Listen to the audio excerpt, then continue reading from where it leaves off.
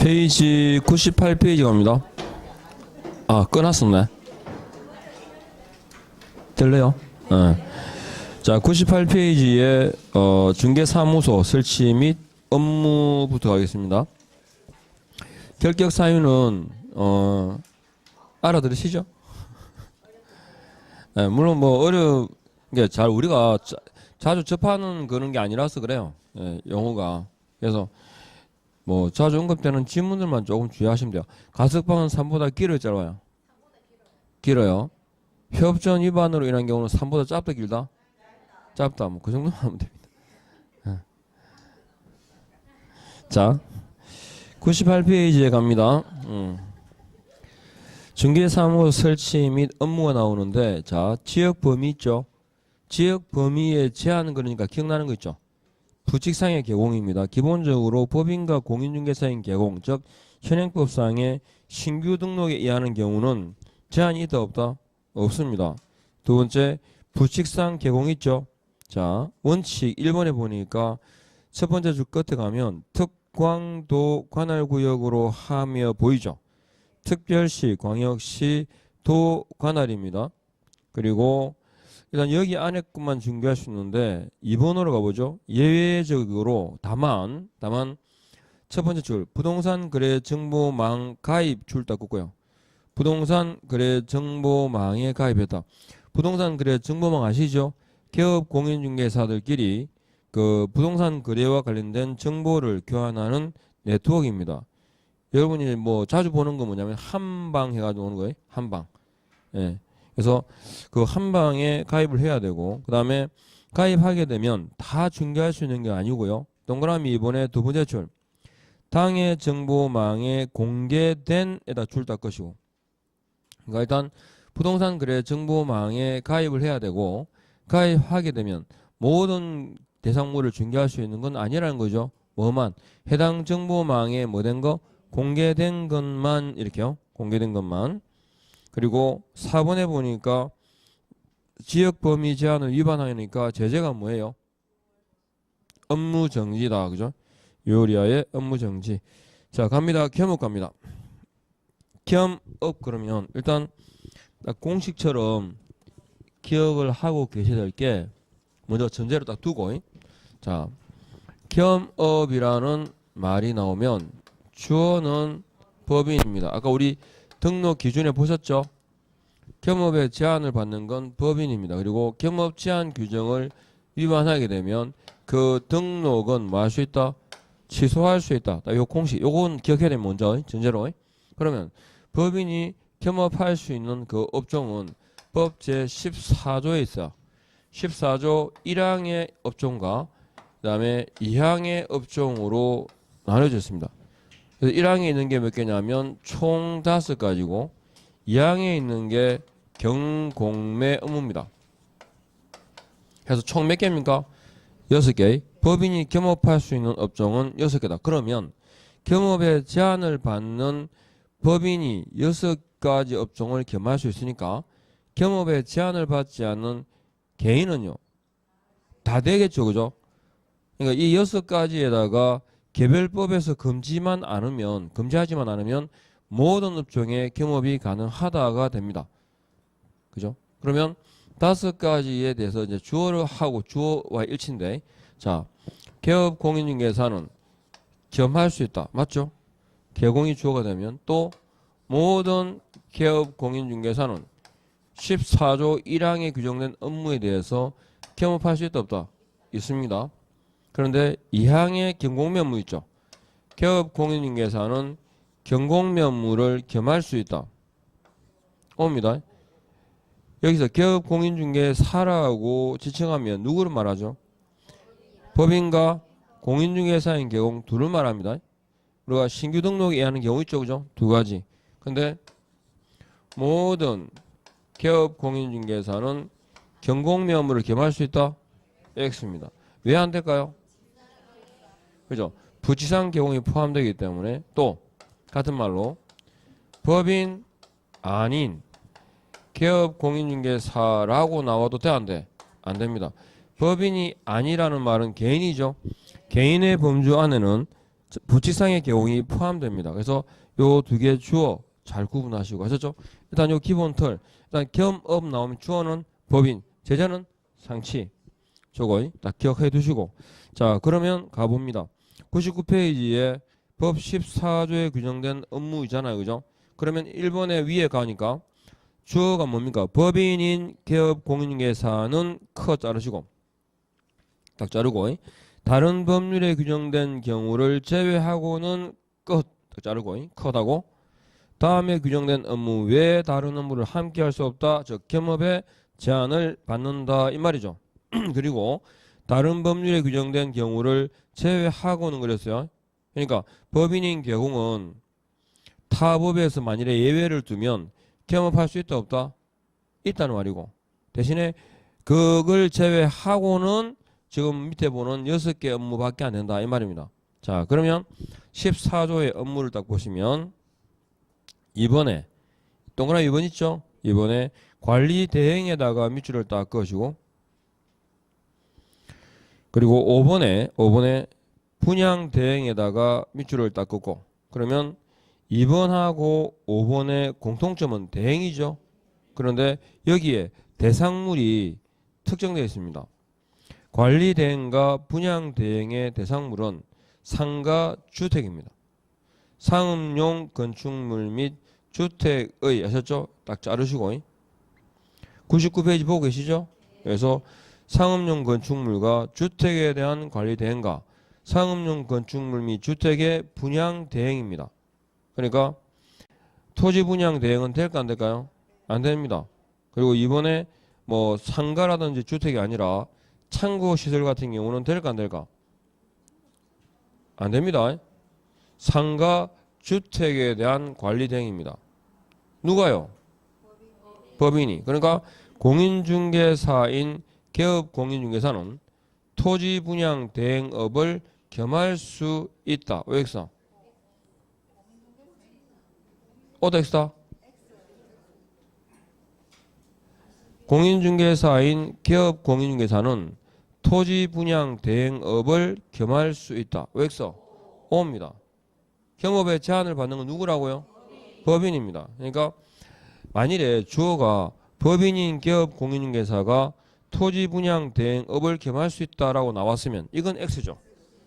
분양 대행의 범위가 상가 주택으로만 특정되어 있으니까요. 근데 개인은 겸업에 제한이 있어 없어? 없기 때문에 할 수 있어요. 구분하겠죠? 그리고 3번에 보니까 이용개발 거래 상담, 이거 컨설팅이죠. 컨설팅이니까 개발 상담은 되는데 밑에 있습니다. 개발업은 될까 안 될까? 안 됩니다. 그 다음에 4번에 가셔가지고 중개업에다가 동그라미 해보십시오. 중개업에 했죠? 중개업은 일반인이 할 수 있어 없어요? 없죠? 따라서 중개업 관련된 경영기법, 경영정보 제공도 일반인이 아니라 누구? 개공을 대상으로만 제공합니다. 그러니까 앞에 개업 공인중개사를 대상으로 한 그랬죠? 딱 끊고 끊었습니까? 그래서 시험에는 개업을 빼고 나옵니다. 개업을 빼고 읽어봐요.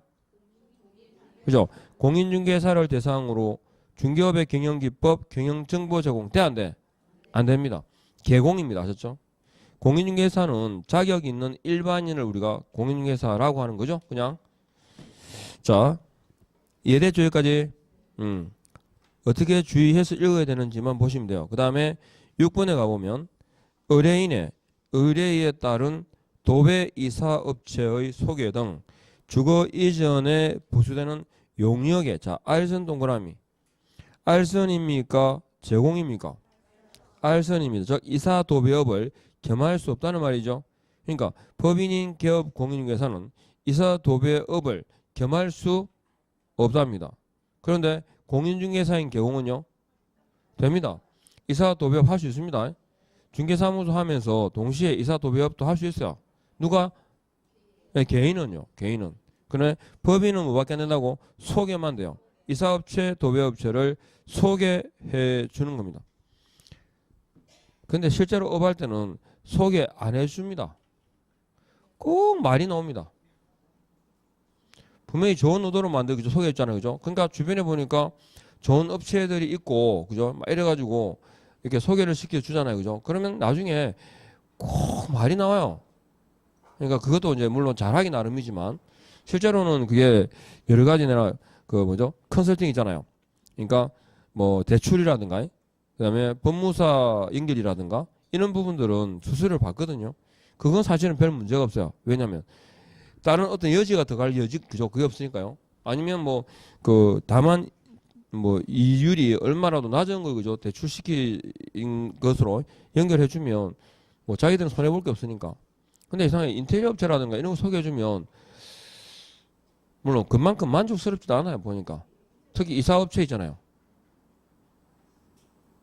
그러니까 이사업체 같은 경우는 소개시켜도 저는 별로던데 결과가 별로 좋지 않아요. 그리고 제가 원하는 만큼 이사 이런 거 있잖아요. 일을 깔끔하게 처리하는 데를 별로 본 적도 없고 제가 술을 잘 안 먹거든요. 술을 잘 안 먹으면 집에 술이 모이지 않습니까? 저는 술을 안 먹는데 술을 사주니까 그래서 술이 모이는데 이사를 하는 데 있잖아요. 무슨 한정판이었던 것 같은데 지금 생각할 때 그 발렌타인 있잖아요. 그죠? 발렌타인 원래 그게 17년 또 뭐 그렇잖아요. 그죠? 근데 이게 좀 연수가 한정판이라서 별로 이게 그 잘 보는 그 몇 년 산이 아니에요. 그래서 그걸 딱 이제 특이하다 이래서 갖고 이제 보관하고 있었는데 이사를 했잖아요. 그럼 보니까 또 그 이제 이사 짐 옮긴 걸 또 보니까 술을 까고 마시고 있는 거야.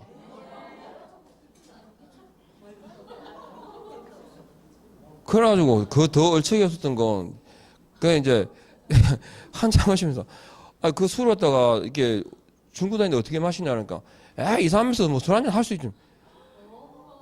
저 자기들 일당만큼 비싼 건데 그거. 야 그래가지고 진짜 이사하는 날 뒤집어 엎을 수는 없잖아요. 그죠? 열받아서. 그래가지고 그냥 그래 한 소리 했더니 그럼 뭐 묵지 말지 뭐 이러면서 그래서 제가 그 업체에서 나중에 그 사장한테 진짜 한 소리 하긴 했는데 야 진짜로 마음에 안 드는 경우였어요. 그러니까 근데 이게 왜냐면 약간 이사를 하게 되면 이사하는 날 우리 보면 더 그런 거 있잖아요. 좋은 게 좋은 거라고. 그죠? 또 이사하는 들어가는 집들 새 집 들어가는 날 막 뒤집어 엎으면 또 그렇잖아요. 그죠? 뭐 이사하는 날 비가 와도 뭐 비 오는 날 이사 가면 잘 산다더라고 때도 하는 이유를 달잖아요. 이사 가는 날 비 오면 귀찮지 무슨 좋긴 좋아 눈 오고 하면 하나도 안 좋지. 근데 이제 그럼에도 불구하고 그죠 뭐 잘 산다는 둥 자기 위로를 하잖아요. 예, 날 잘못 잡은 거지. 하여튼 그러니까 이렇게 뭘 말도 그렇게 그죠?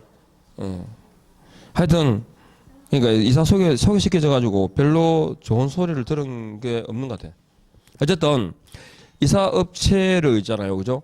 소개하는 건 돼요. 근데 법인은 뭐라고 소개만 되는데 개인은요 제한 있다 없다 없다라는 거. 그다음에 7번에 보니까 자 경매 있죠. 그리고 뒤에 가면 공매가 있어요.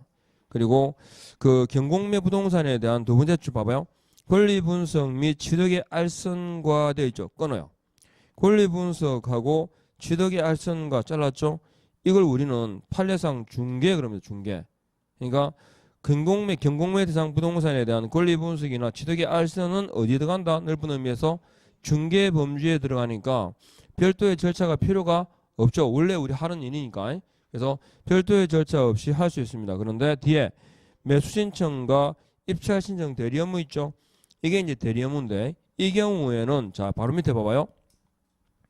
경매 대상 부동산 줄 딱 긋고요. 공매는 상관이 없어요. 경매 대상 부동산이고 매수 신청, 입찰 신청 대리까지 줄을 딱 긋고 이 경우에는 어디에 끝에 법원에 등록하고 감독을 받아야 한다. 아시죠? 법원에 등록하고 감독받아야 되는 경우는 경매입니까? 공매입니까? 경매부동산입니다. 그리고 매수신청 대리, 입찰신청 대리의 업무다. 하셨죠?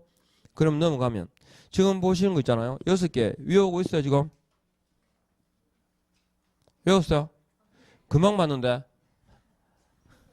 알을 한 3개 낳았기 때문에 자, 일단 봐봐요. 핵심되는 단어가 대행이 있잖아요. 두 개가 있어요. 그죠?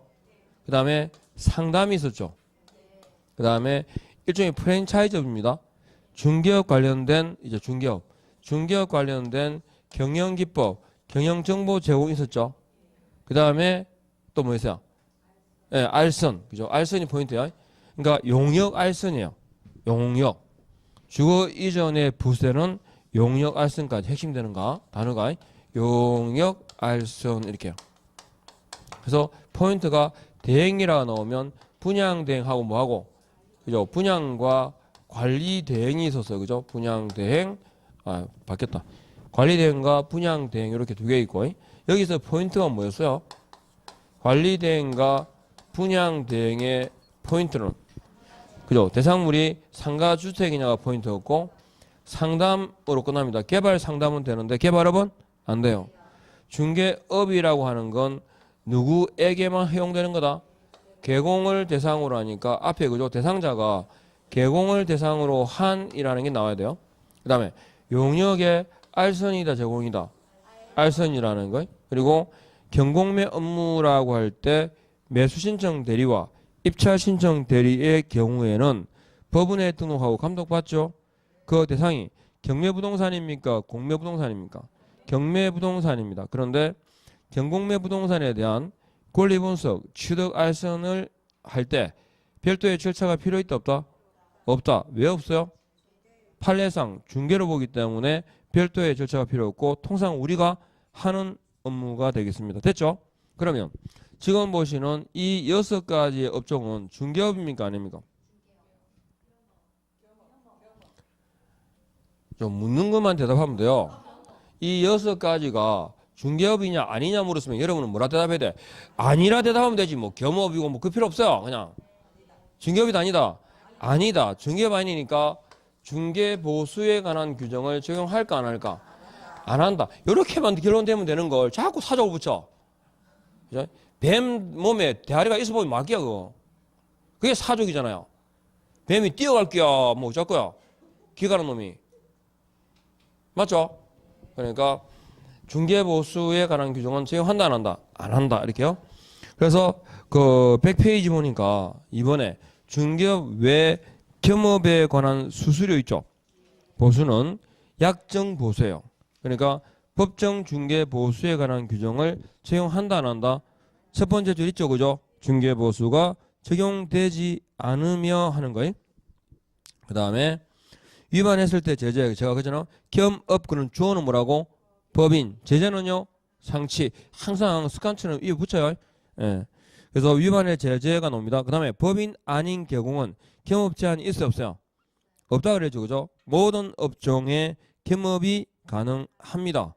그리고 이번에 부칙상의 경우는 그 모든 업종에 겸업이 가능한데 뭐만 빼고 경공매 업무만 빼고 그죠? 14조에 규정되어 있는 이 업종 가운데 그죠? 경공매 업무를 제외한 모든 업종은 겸업이 가능합니다. 아셨죠? 그 다음에 101페이지 중개 대상물의 범위는 제한이 있을까요? 없을까요? 제한이 없습니다. 그러니까 법인이든 개인이든 그도 중개할 수 있는 대상물의 범위는 제한이 없다. 이렇게 보시면 되겠습니다. 아셨죠? 자, 그러면 넘어가서 고용인이 있습니다. 자, 우리가 공인중개사법상에서 우리가 처음에 고용인 그러니까 기억나시는 거 없어요 혹시? 고용인에 관한 세부적인 내용은 국토교통부령으로 정하고 대통령령으로 정하는 사항이 있다 없다? 없다라고 말씀드렸습니다. 그래서 고용인이라 할 때에 수제한이 있어 없어요? 없어요. 그러면 누가 결격 사유자만 아니라면 누구나 고용인이 될 수 있습니다. 그래서 넘겨보시죠. 일단은 우리가 고용인 이퀄 등 그러죠. 등 그랬는데 종류는 뭐뭐 있습니까? 소속 공인중개사와 중개보조원이 있는데 법 조문에는 뭐라 돼 있냐면 소공은요 공인중개사로서 중개 업무를 수행하거나 아셨죠? 중개 업무 수행 또는 중개 업무 보조라고 되어 있습니다. 중개 업무를 보조하는 자 이렇게 있죠. 중개 보조는 공인중개사가 아닌 자로서의 중개 업무 수행은 안 되고 단순 업무죠. 그냥 중개 업무만 보조하는 자다. 현장 안내와 일반 서무 같은 단순 업무만 보조하는 자를 말합니다. 그죠? 그리고 제가 답을 찾을 때 소공이 나오면 제일 먼저 기억나야 될 건 자격 정지고 중개보조원이 딱 나오면요. 행정처분 과태료 X 그랬죠. 행정처분과 과태료 처분의 대상이 된다 안 된다? 안 된다. 그래서 지금 소공과 중개보조원의 내용 나옵니까? 그래서 소공은 해가지고 중개업무 수행, 중개업무 보조라고 되어 있습니다.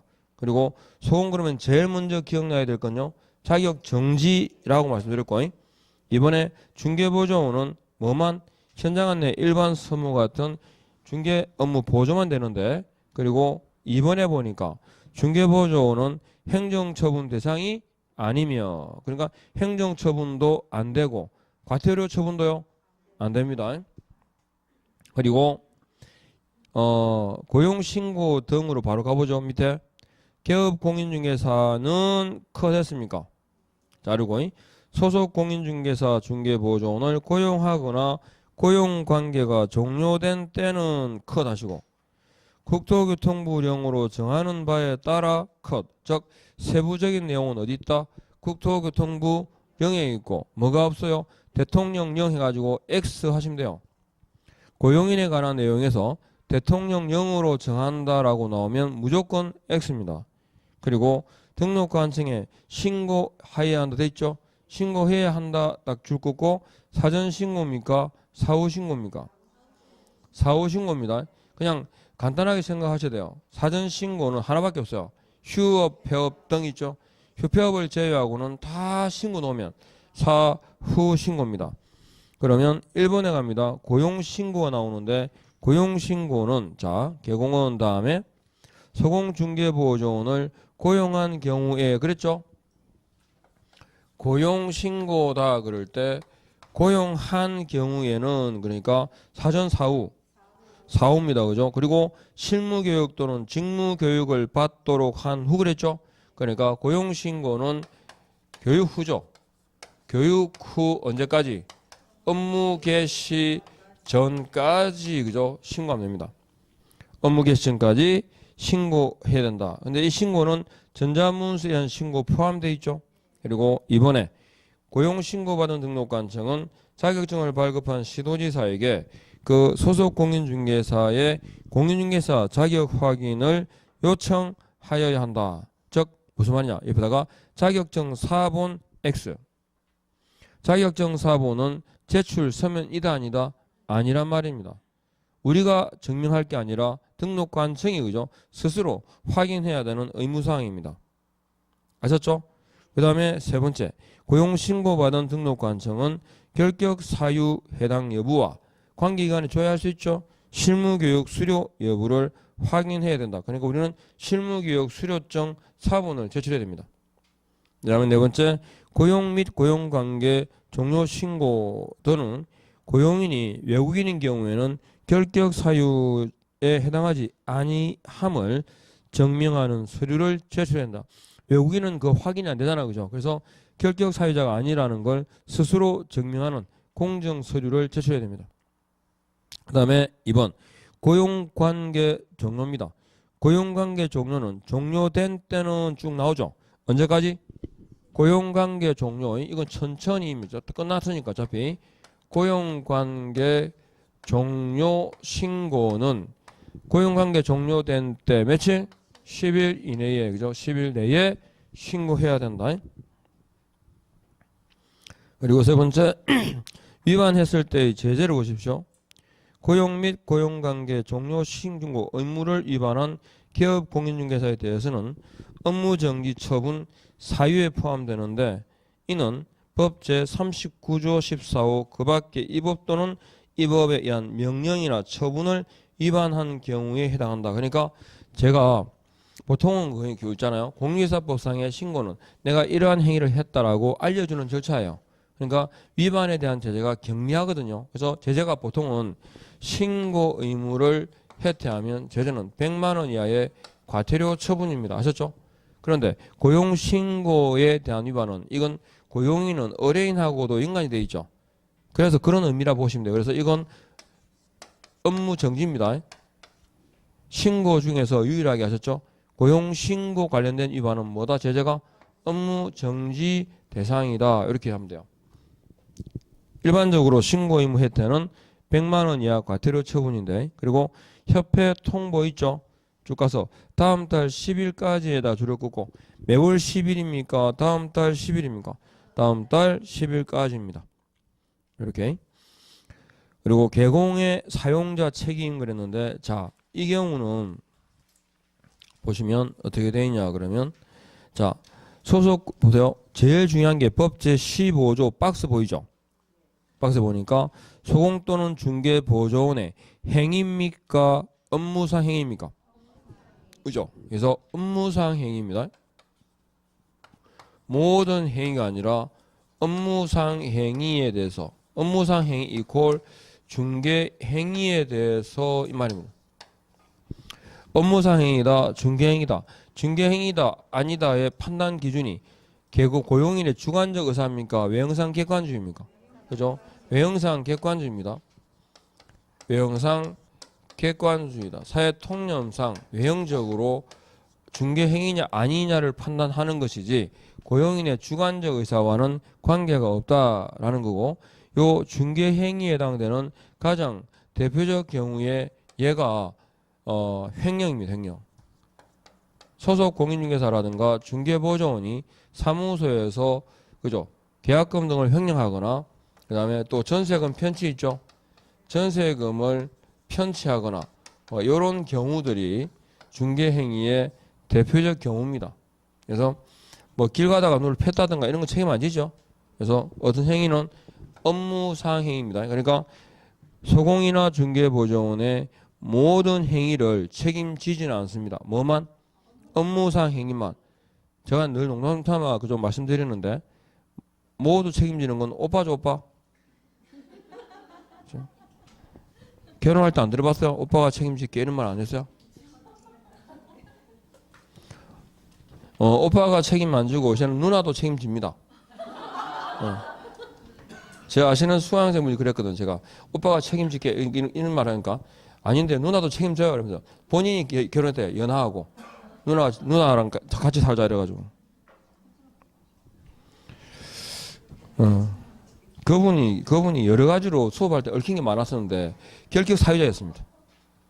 결격 사유자였다니까요. 그분이 눈을 뚫어 펴가지고 그래서 되게 성격이 그틀한 분이었는데 친구가 돈 받으러 갔는데 따라가자 그래가지고 따라갔다가 그 상대방이 너무 얘를 먹이니까 열받아가지고 좀 쥐어서 흔들었대요.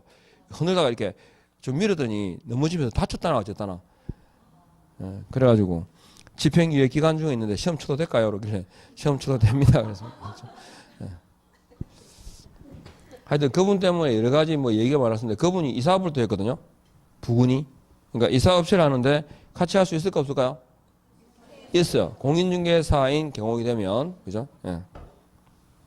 어쨌든 모든 경우가 아니고 뭐라고? 업무상이 실제로 시험에서 업무상이라는 게 빠지고 잘 나와요. 그리고 본다입니까? 추정입니까?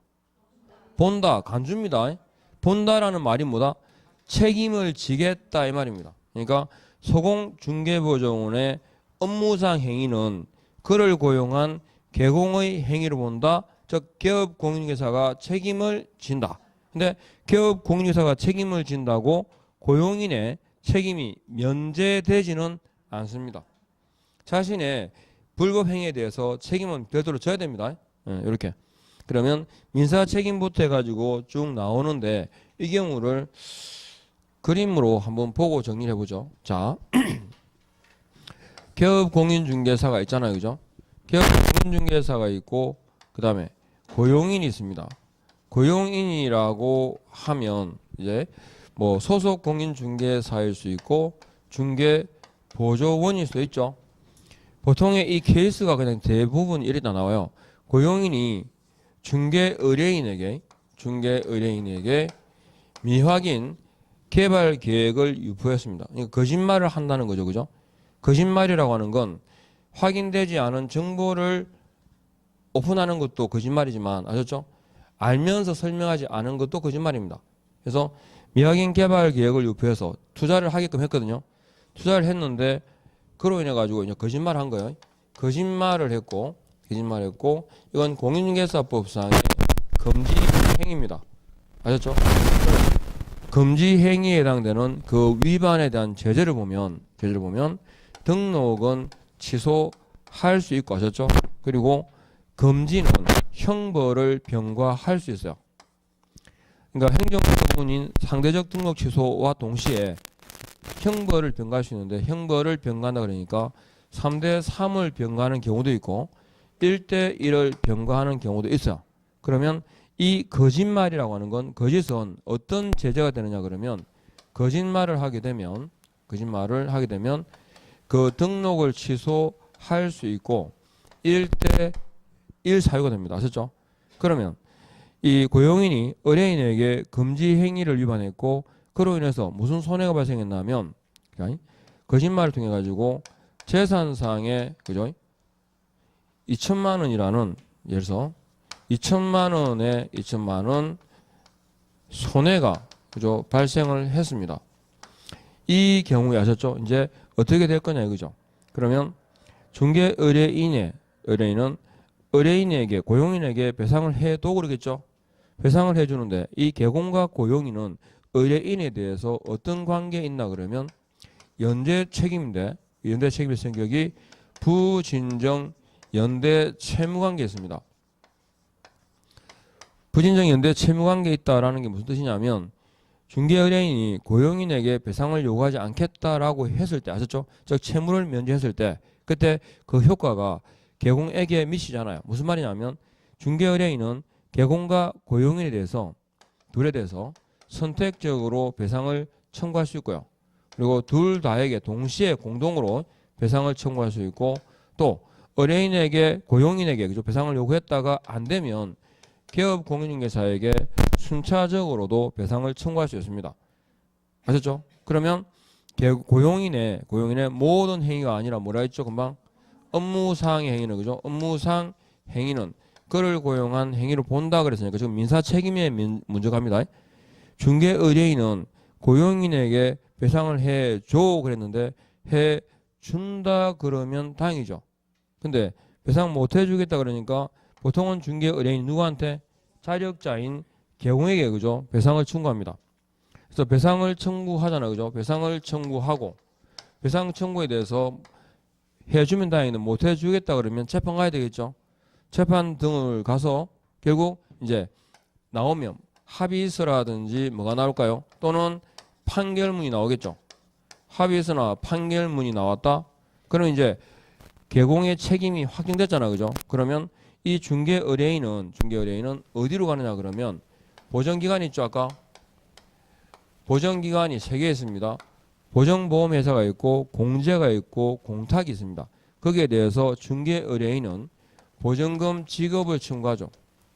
보전금 지급을 청구하게 되면 이 보전기관은 중개 의뢰인에게, 두 번째, 보전금을 지급해야 됩니다. 다시 말해서 보전금 지급을 거절할 수 있다 없다? 없습니다. 그리고 이 보전기관은 보전금을 지급을 해야 되고요. 거절할 수 없는 이유가, 보전기관은 보전금을 지급하게 되면 개업공인중개사에게 구상권을 행사합니다. 그러니까 구상권을 행사한다. 그게 뭐죠? 타인의 채무를 대신 변제한 거예요. 즉 개공이 줘야 될 걸 누가 줬죠? 보전기관에 지급했으니까 니 대신 돈 줬으니까 내놔. 아셨죠? 이게 구상권입니다. 그래서 구상권을 행사한다. 따라서 결국은 책임을 누가 집니까? 개업공인중개사가 책임을 지는 겁니다. 이해하겠죠? 자, 그러면 일단은 이 내용대로 간단하게 이거 지금 이 거짓말 통해 가지고 보시면, 개업공인중개사는, 그죠? 첫 번째, 자신의 행위는 아니죠, 그죠? 고용인의 행위로 어떤 책임을 집니까? 민사 책임을 집니다. 민사 책임으로 손해배상 책임지죠. 이 민사 책임은 과실 무과실 그죠? 그러니까 이렇게 하면 돼요. 무과실 책임으로 민사 책임을 집니다. 그러면 밑에 고용인 있죠?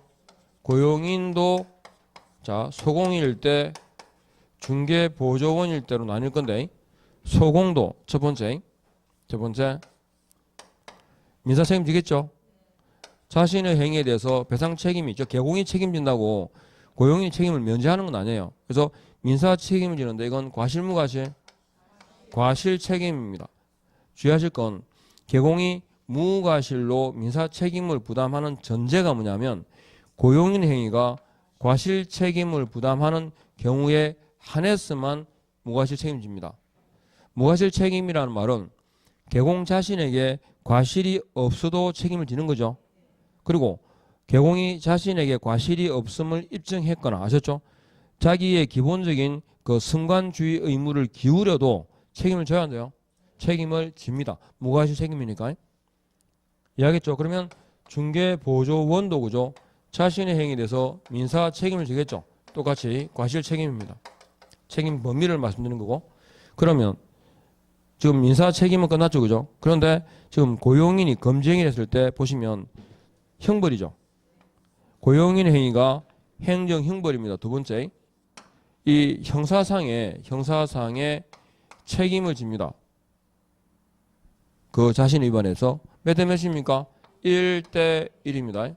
그러면 소공의 행위가 혹은 두 번째 중개보조원 행위가 형사상의 책임 다시 말해서 1대 1이라는 형벌이죠.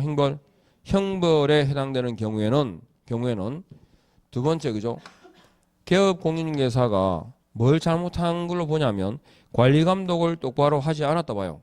그러니까 공인중개사법상의 형벌은 굉장히 중한 위반이거든요. 그런 중한 위반을 한 이유가 개공이 고용인에 대해서 관리감독을 제대로 하지 않았다라고 보기 때문입니다. 그래서 그때는 고용인에게 형벌의 책임을 물으면서 개업공인중개사에게도 벌금형이라는 형사상의 책임을 묻게 되는데 어떻게 된 거냐 그러면 그죠? 그 내용을 조금 세분화시키면 고용인 행위가 어디에 위반되면 행정 형벌에 해당되잖아요. 그죠? 즉 3대 3이나 1대 1이라는 위반이 되면 그때 양벌 규정을 정합니다. 양벌 규정이란 고용인의 위반이 형벌에 해당될 때 거기에 규정되어 있는 벌금 있죠. 3대 3이라면 얼마? 3천만 원. 1대 1이라면 1,000만 원이라는 그 벌금을 개업공인중개사에게 만다. 벌금형을 과하는 거. 그러니까 개공이 쉽게 말해서 고용인 때문에 벌금 받는 게 뭐예요? 양벌 규정이에요. 근데 이 벌금형을 승고하려면 고용인 행위가 어떤 위반일 때? 행정 형벌일 때입니까? 행정 처분일 때입니까? 행정 질서벌일 때입니까? 형벌이 됩니다. 즉 징역 또는 벌금형에 해당될 때 아셨죠? 그때. 그리고 이 벌금형이라고 하는 형사책임인데 이건 과실이에요? 무과실이에요? 자기가 잘못 안 했는데 받은 거예요? 아니에요. 잘못했어요. 뭘? 예, 관리감독의 의무를 했댔어요. 과실 책임이 아셨죠? 그러니까 만일에 뒤집어서 개공이 고용인에게 상당한 주의와 관리감독 의무를 게을리하지 않은 경우 이래 나오잖아요. 그죠? 그러면 양벌 규정은 적용한다 안 한다? 안 합니다. 양벌 규정에도 면책 사유가 있어 없어요? 있어요. 그리고 개공이 고용인 때문에 징역을 받는 건 있어 없어요? 없어요. 벌금형을 받아요. 아셨죠? 예, 여기까지. 그리고 행정상의 책임을 묻는데 자, 세 번째요. 행정상의 책임을 묻는다 그럴 때 소속 공인중개사에게 금지 위반은 상치죠. 등록을 취소할 수는 없어요. 그죠? 그러니까 이건 누가 금지 행위를 한 거다? 세 번째, 개업공인중개사에게 등록 취소 상취라는 행정상의 책임을 묻습니다. 소공한테, 즉 고용인한테 할 수 없으니까. 이해하겠죠? 그리고 대신에 소공은 자격 있는 자로 책임지는 자죠. 별도로 그 위반에 대해서 행정상의 책임을 물어요. 뭐겠어요? 자격 정지입니다. 그런데 중개보조원이 위반했다면 행정상의 책임이 있다 없다? 없다 그랬죠. 그죠? 그러니까 중개보조원이 금지 행위를 위반한 경우에는 어떠한 행정상의 책임도 물을 수 없고 다만 누구? 그를 고용한 기업공인중개사의 등록을 만다 취소할 수 있다. 이해하겠죠? 책임을 물을 때 딱 기억하기 이거 주의하실 건 이거예요. 개공이 어떤 경우에도 아셨죠? 고용인 때문에 등록이 취소되는 경우는 있어 없어요? 되는 경우는 없어요. 취소될 수 있는 거지. 상치라고 하는 것은 범위를 정하는 거죠. 실제로 받는 제재는 뭐예요? 업무 정지예요. 등록을 취소할까라는 처분이 어디 있어요? 하면 하고 안 하면 안 하는 거지. 이해하겠죠? 그러니까 상치에서 상치. 등록을 취소할 수 있다. 결국은 뭐다? 업무 정지 6개월입니다. 실제 받는 제재는. 이해하겠죠? 그러니까 기업 공인중개사는 고용인의 행위로 그 등록이 취소된다. OX. X. 기업 공인중개사는 고용인의 행위로 징역형의 승고를 받을 수 있다. 그런 거 없어요. 그죠? 벌금이고, 벌금, 양벌 규정에 의한 벌금이고, 그 다음에 행정상의 책임이란 등록을 취소할 수 있는 경우입니다. 그래서 개공은 고용인 행위로 무과실 책임으로 민사 책임을, 벌금형이라는 형사상 책임을, 상치라는 행정상의 책임을 진다. 이렇게 이해하겠죠?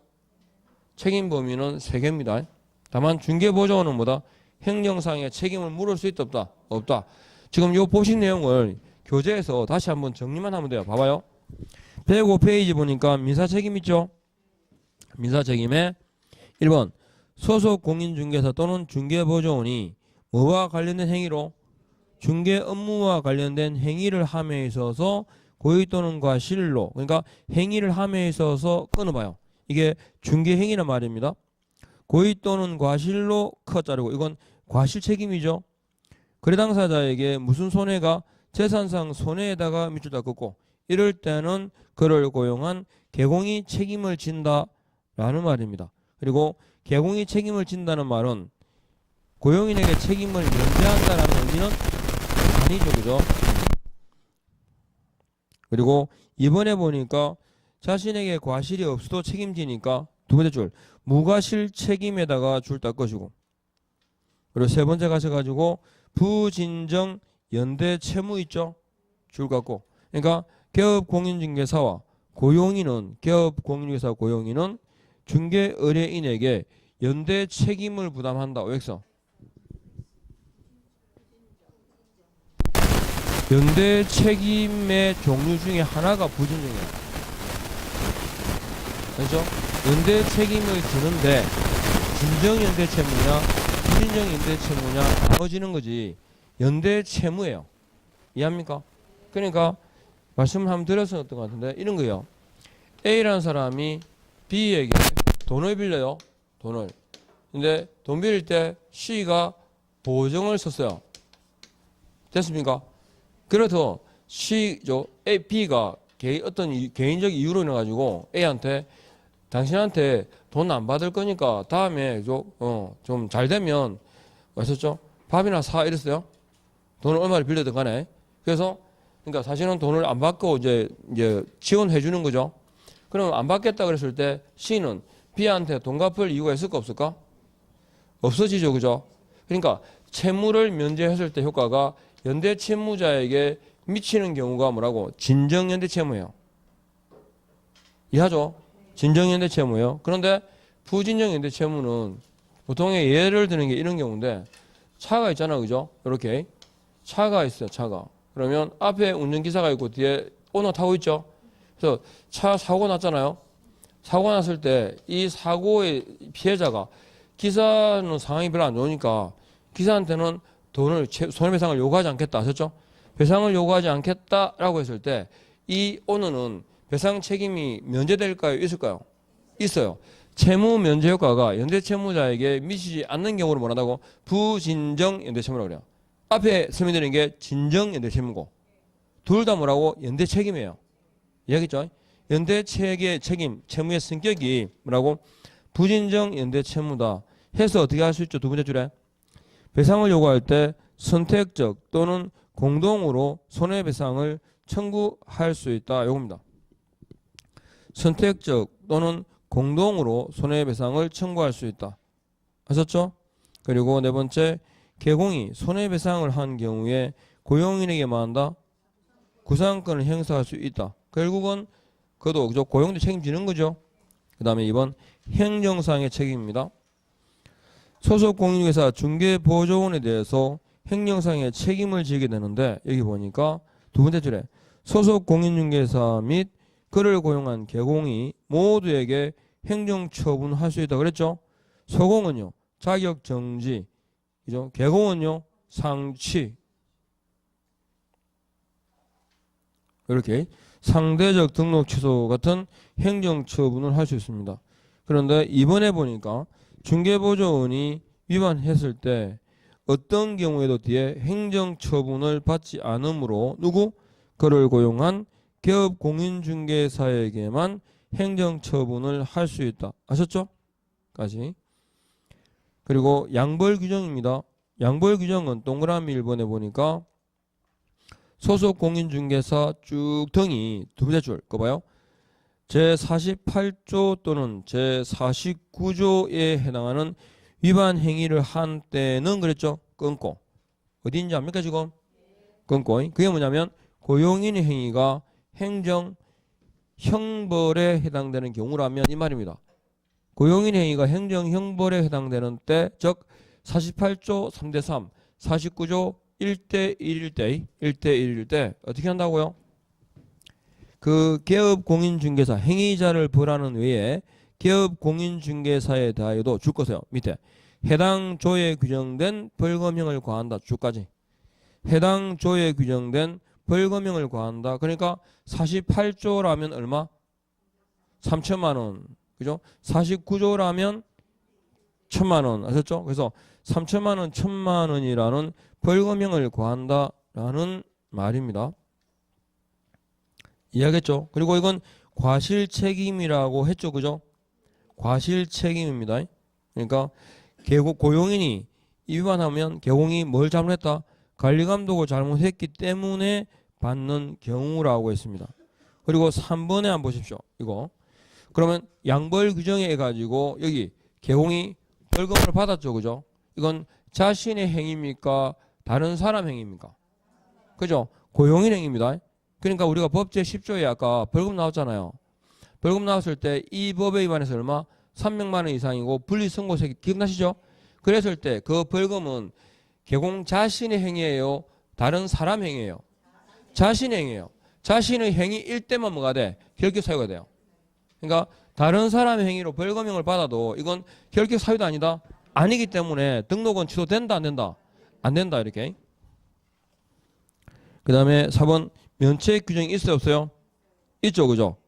뭐일 때? 상당한 주의와 관리 감독 의무를 그죠? 감독 의무를 게을리 하지 않았다면 이렇게요. 게을리 하지 않았다면 이해되시죠? 까지 이렇게 정리하시고 그 다음에 중개사무소는 좀 쉬었다 갈까요? 예.